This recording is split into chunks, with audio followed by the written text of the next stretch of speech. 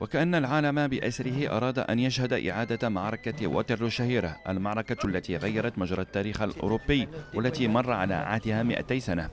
C'est la destinée de cet homme-là qui, à 7 ans, arrive en France, il ne parle pas un mot de français.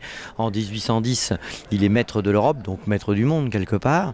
Et de bataille en bataille, il va construire sa légende. Et là, il y a un côté, un parcours christique, c'est-à-dire avec une grande défaite, mais qui finalement est la victoire de la gloire.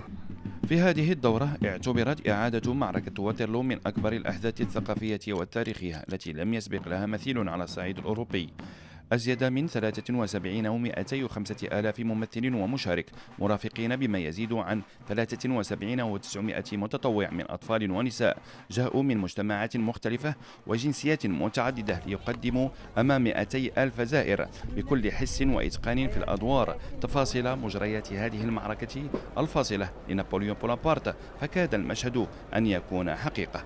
Sa stratégie principale, c'était de dire, bon, quand j'ai un nombre de soldats supérieur au mien face à moi, je essaie d'abord de neutraliser une partie des alliés et puis je m'occuperai de l'autre partie. On avait beaucoup plus de canons que les Anglais, mais malheureusement, il avait plu la nuit. Et donc l'efficacité de l'artillerie n'était plus si évidente que ça, étant donné que les boulets ne rebondissaient plus sur le sol, mais au contraire s'enfonçaient dans le sol, et donc l'efficacité de l'artillerie n'a pas eu lieu. والتاريخ يحكي بأن بريطانيا تحالفت مع القوات الهولندية والألمانية والجيش الشمالي الفرنسي لوضع حد لتوسع حكم نابليون، لكن هذا الأخير قرر أن يباغت هذا التآمر ويستولي على بروكسل ليعلن على حكمه المطلق في أوروبا. On a affaire à Waterloo à un Napoléon déjà diminué.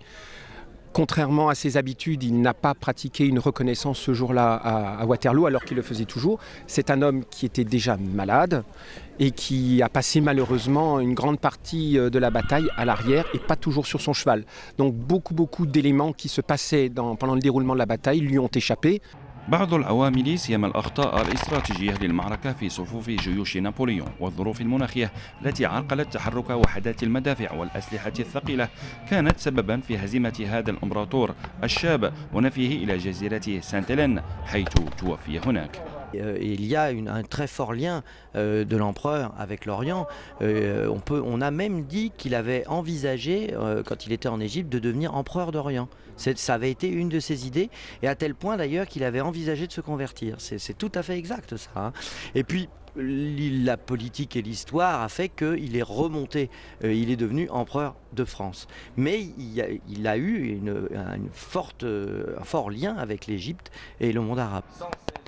لقد كان نابليون متأثرا بالثقافة العربية والإسلامية، فلقد كتب في أحد مذكراته عن محمد رسول الله صلى الله عليه وسلم أن محمدا ملكا بدون منازع، وكان على العالم أن يخضع لحكمه.